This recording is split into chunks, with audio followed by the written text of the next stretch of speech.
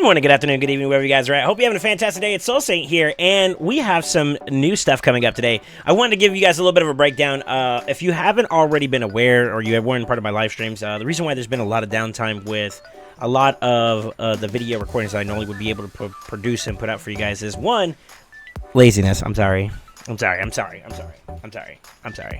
No, but on a serious note, we also had Hurricane Helene come through, and it was pretty impactful, to say the least. We ended up having, like, at least 2 weeks worth of downtime, not only from, like, having electricity to internet connectivity, obviously. So, with that being said, I just want to let you guys know, a lot's been going on, and we tried our best to try to, be as communicative as possible, which is why I want to take this opportunity just to say that if you're not a part of the community already, what are you doing? Don't forget to follow. Don't forget to like the comments. We appreciate it, first off. Number two, join the Discord. We have a Discord channel where I normally am providing, like, information, updates, me or my moderation team that I have. We were very communicative during that period and letting people know that there was stuff going on and that we were trying our best to be as visible as possible and letting you guys know of when we were going live, things going on. I gave updates whenever we could about stuff that was going on. So if you guys aren't a part of that, make sure you get in there, get your roles and your rules and all that, and make sure you understand the terrain and the environment and respect it, of course, but enjoy yourself. We have like-minded people in the community, and hopefully you guys can be able to enjoy each other's company on top of that, right? So, with that being said, I wanted to kind of do some things. We did a video recently already that I did basically an explanation of the things, caught up on some of the stuff that's going on inside Raid, and amongst that, I noticed that today we had a new event that came up, and this one is very, very interesting. We have a summoning pool event specifically tailored around the headliner for Odin as a champion, which, if you haven't already gotten a little bit of a peek at him, he's the current event dungeon boss that you have to fight. Literally exact same copy and paste of his style, his approach, and everything. I, myself, personally would love to get access to Odin. I'm just going to be completely transparent. He is actually very, very enticing for me. Now, with that being said, they have some other champions that are also going to be available in the pool. And from what it looks like, we have Python, Uko, that looks like Estrid, I believe, Elva, Armand, Pydrag, Kaja, and then, of course, you have Nekmo Thar. So, that along with some epics and whatnot, and we'll go ahead and kind of break this down really quickly so you guys have a little bit of an idea. Is this summoning pool going to be worth it? Well, in order to answer that question, you have to define a couple things. Where are you at in the game? Number one, my first inclination is, like, depending on your state of progression, getting anything is better than nothing, obviously. So, like, getting involved with events and tournaments, which is where, they have some events and they have, like, the Sand Devil tournament currently live for you to get some. By all means, I would say this is a good one to go for. Now, here's why. Amongst the available champion pool that you see here currently, I'm actually going to disappear here for a quick second. The champions that are out, like Deacon, for example, a great starter champion if you're early game, great for mid-game to late-game transitions, overall just a general good buffer, booster, debuffer, in a sense, to keep your team going, whether that's clan boss, whether that's PvP content, whether that's dungeon content to some capacity. Great add-in, Champions like Eelfric, who are also boosters that give some kind of continuous heal, some decreased attack. Also having Aura. You see, there's a lot of champions here that have, like, a lot of increased speed auras, which is kind of interesting. And I'm not going to go too far into the depth of, like, all the epics, but just at a quick glance, some of the things I noticed was that, like, they had champions like Ambassador Lethalin, Mordecai. So it's a pretty expansive tier of, like, champion pools. And amongst these epics are some of the strongest. Like, Ugo is great for Hydra content, Faction Wars, maybe even Sin City. Venomage, great solo, early Dragon solo content. Really great damage mitigator with the heal reduction. Just a generally good champion, Along with some other ones that have some pretty good staples that are in there. So, like, this is a great pool for epics. I would give this one almost, I'd say, like, an 8 out of 10. And the only reason why I would give those 2 points would be for some specific targeting. If you're looking for key champions in specific areas, whether that's, like, fusion related for, like, Mikage, for example, maybe they could have thrown 1 or 2 of those in there. It's possible that there may be, I don't know if Ambassador Lethalin qualifies for it, since I already have mine. But if it is, and that's, I'll give it a point, sure. But for the most part, if you wanted a little bit more, that's where that 2 extra points would go for, is just to give you a little bit more of an idea where you can go for. But all these champions are great. I wanted to kind of focus more particularly towards, like, the legendaries, and then we talk about drop rates, as well as the 2 areas that you're going to be able to get some free crystals from, okay? So, we're going to go through this list. Nekmothar, obviously, if you haven't already seen it, I've done YouTube videos on him. He's a great booster / increase speed, decrease speed leech champion, which is phenomenal for content like Hydra, maybe early game progressing in certain dungeon content where you need to get your champions boosted and you need to keep the enemy slow, and you may want a little bit of sustain in there. He brings it all to the table with a increased speed aura by 19%. Phenomenal champion. He does have a shelf life.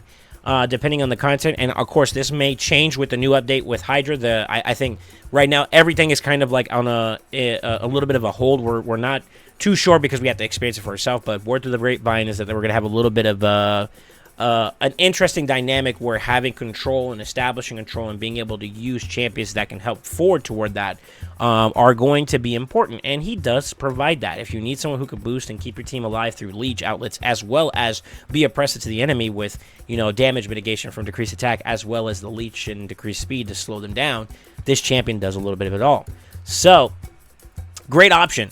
He's a jack of all speed trades, and he is really, really good complementary to any team when you're starting out. Kaja, on the other hand, though, is a lot more unique in the aspect that she's a cleanser, as well as a turn meter booster with a good speed aura, so it's a good booster, with a revive and her own individual heal to keep themselves alive. And she has some synergies with Timid, although Timid is not really as used. Still a great champion in that regard to give you a little bit of a experience that could help you go from, you know, boosting wise. Very, really solid champion. Also a great faction to have a legendary in for other champions down the road too that you may expense. Think Faction Guardians, right?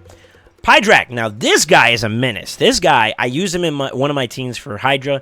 Great there. He's actually my go-to for lead in Fire Knight in particular, but I did use him in the new event dungeon in 1 or 2 rotations worth, or one, like, you know, basically I had him as my lead champion and he was there to boost and send it and put a lot of effort in towards like pushing the team out there with his ally attack. And very, very great champion. This champion is been giving me more than I expected. I thought at first glance he was just an ally attacker, but being a cleanser, a buffer, and a resetter in some capacity has made this champion a lot more valuable than I've given him credit for. So Pydrak is a great champion, especially if you don't have a lot of options. He provides a lot, and he does them actually pretty well, but despite what your initial opinion may be of him. Then there's the oppressive meta. This one's an interesting one. This is automatically an easy grab for a lot of people.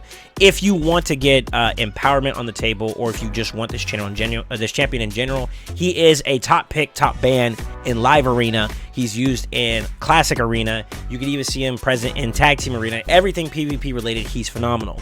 Now, if we want to talk about PvE content, if we're talking, you know, normal spider, great with the A2. If we're talking Dark Fae content, great for being a starter in, you know, putting down the turn meter for everybody and giving your team the advantage to go ahead and get their turn and maybe clear up the waves and the shadow copies of yourself and then take on the boss, which he can gradually continue to be oppressive with stealing turn meters. So this champion is great in a lot of different areas, but in particular his place to shine. He has found his home in being one of the dominant control champions inside PvP related content. Obviously you could tell he's tailored towards it with his aura being arena specific, but this champion is just, people are calling for him to get nerfed, and understandably so, because he is that oppressive. But is he worth going for? The answer is obviously yes. He's just so that he's that good. He's that good. Let's just say it like that. Now let's flip it over to some more support oriented champions. Elva, along with, I'm going to kind of umbrella these two together with Pythion. These two champions do something very, very common and very similar with being able to cleanse their whole team, provide healing, as well as some revives. Elva's is a single target with a little bit of amenities afforded to her, as well as like Pythion's being a jack of all trade for all resing, but with some different value that it's brought to the table. Both of them have a lot to give, and they're great staples for various different outlets, whether it's Faction Wars, Sin City, PvP, or just general content in general. These guys fit in there very, very well. Estrid. Estrid is kind of similar to Nekmothar in the aspect that you get increased speed, decreased speed, but she brings increased attack as well as weaken to the table. And although there's no leech on there, any type of turn meter boosting that is occurring in your team, she translates that over into heals, which is also very, very valuable. She also is not too bad as an outlet for arena speed pushing, because she brings 28% increase to speed in her aura. Very, very strong champion. Not too bad. I think a lot of people were impressed what they were able to experience with her, and I think she was a good grab.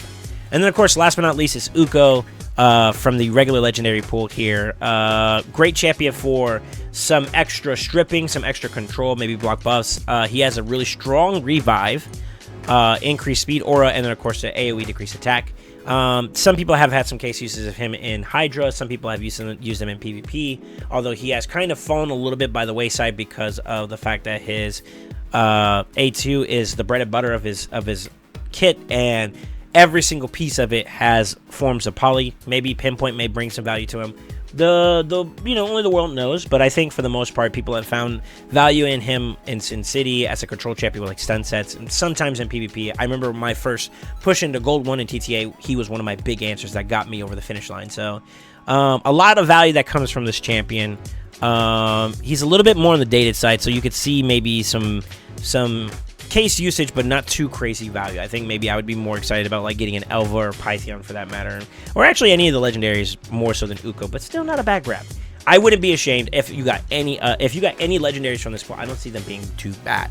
Now, the headliner himself, Odin.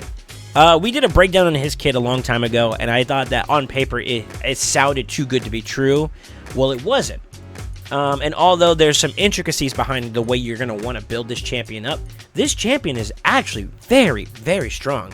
In the last push alone, I was able to hit in the top 60s, I would say. Matter of fact, I'll just show you guys a screenshot of my placement. I hit 57th in this last week's push.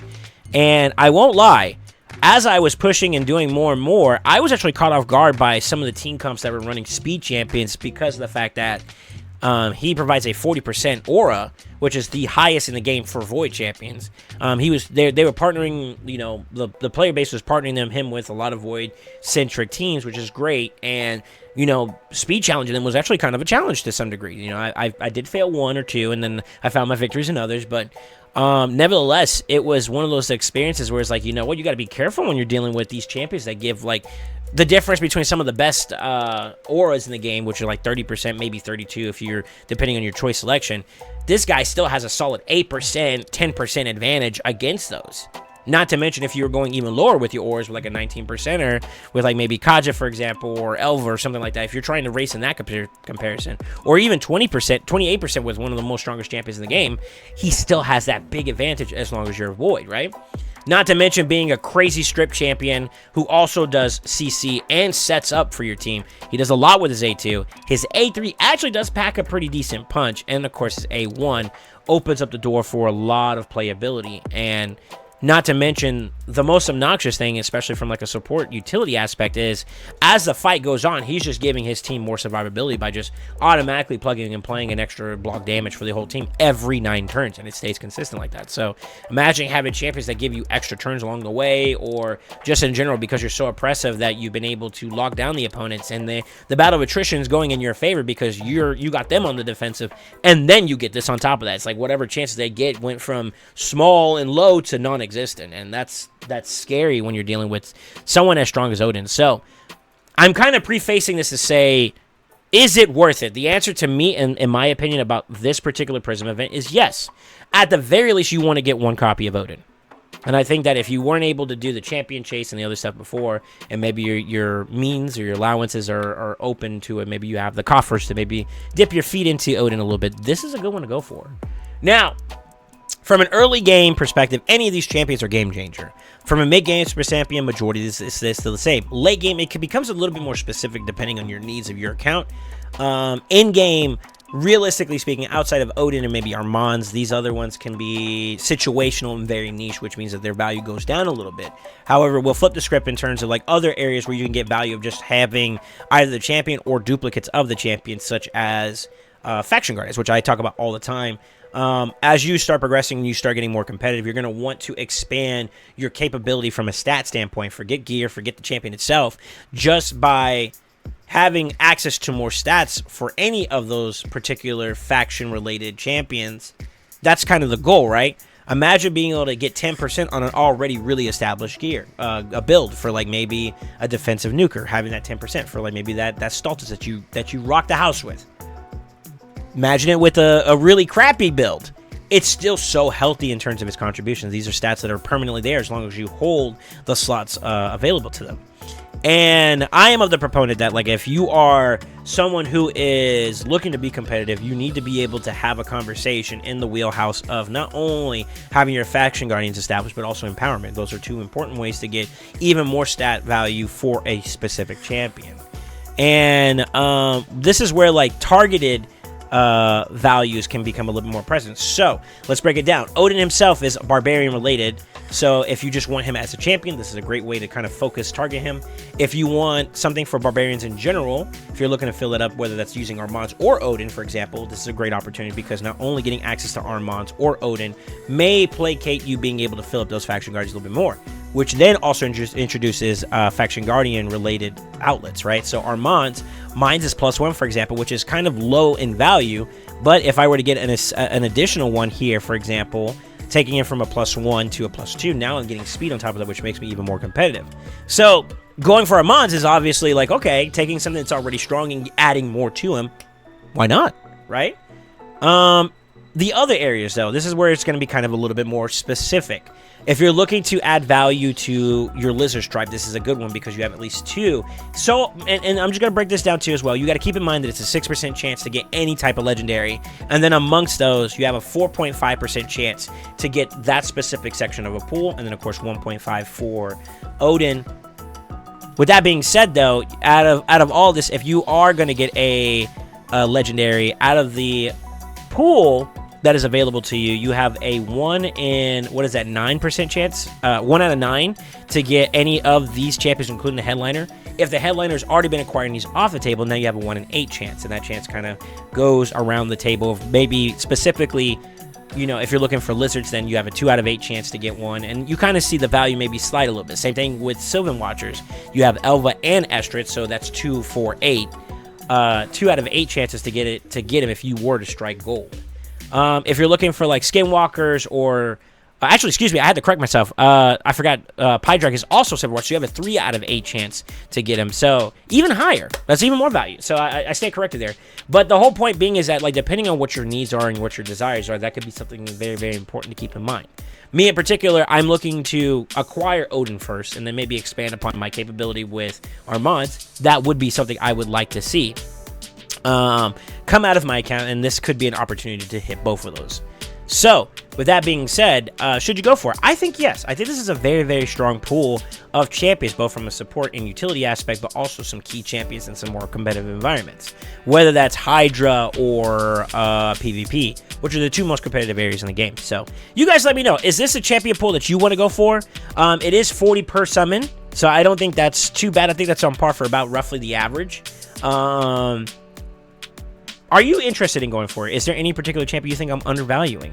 I myself, like I said, the 2 big ones I want is Armands and, of course, Odin. I would not be afraid to get more in relation to some of the other factions that I don't have completed, such as the Sylvan Watchers. I have 2 more slots so 4 empty slots to get some more bonuses there, as well as Bannerlord, excuse me, for example, which is with Kaja. Now, although I don't have a third Kaja already, if I were to get a third one, I'm 1 step closer to getting that done. If I get the 4th one on top of that, then I'm already done with Bannerlords, and that's great. That's extra stats that's going to apply to all of my legendary Bannerlords at that point, and I'm going to get value from it. So that's a long-term project that could come to fruition very early if I were to target that specifically. Now, mind you, this champion pool doesn't really scream that, like, you got to fill your Bannerlords up.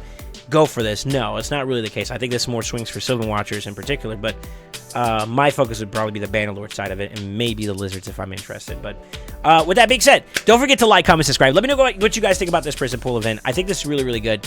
I wanted to kind of do a little breakdown and kind of get myself back into the swing of things, and this was a great way to kind of talk about it. And we're going to celebrate together by the conclusion of this video. We're going to go ahead and put our 1 summon that we got from the event, Dungeon Divers. I was farming some Odin for some pinpoints, so I was like, you know what, I like this selection of items that they're giving us. I'm gonna go for it. So I went for it, and we got enough there. I didn't have enough time to go ahead and pull out Sand Devils, which I'm gonna do shortly after this recording. I believe if you want to see the stat lineup for that, these are the 2 currently active events that are up if you want to get 2 summons worth for free. free being that you go farm for something else and you get this as a byproduct of that reward. 63,000 points or 6,300 points, excuse me, to get it. So I would say just make sure you are aware of what you can afford from a resource standpoint and go get it. And I wish you luck on your pulls. With that being said, we're going to hit it with the 3, the 2, the 1. Preach! It would be nice if we had yellow. Oh, we got purple. I'm for it. But Creota's not a bad one. I like Creo. Matter of fact, let's see. I don't know if I have a Creotan fully empowered yet. And to be honest with you, every single time he is on a team for Sin City, it is so free. And now that I got him, I now have a +4 Creotan. Let's go. Now, I actually have a little bit more speed, a little bit more accuracy, a little bit more extra sauce to add to his build. And he's already been doing well enough for me. So now we got all that extra little bit from this column right here to equal out a total of all I'm getting from empowerment. That's great. 40% across the board, 40 accuracy, 40 resistance, a little bit extra speed, a little bit extra crit rate, crit damage to complement him if I wanted to go a little bit more damage oriented with him. Not too bad, not too bad. I'll take it. If you get yellow, let me know what you guys got. I'm actually really, really curious. And with that being said, always remember, stay ascended.